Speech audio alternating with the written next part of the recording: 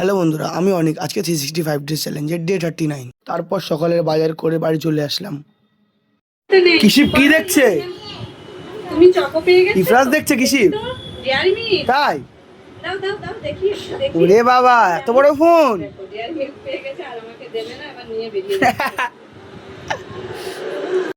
আমার গলার আওয়াজটা এরকম লাগছে কারণ ঠান্ডা লেগে ও চিল্লামিল্লি করে গলার আওয়াজটা ভেঙে গেছে।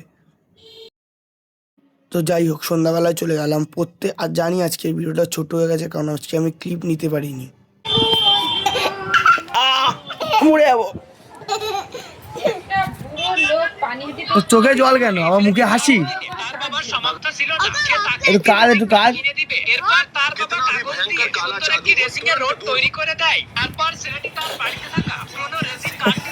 চোখে জল আর হাসে।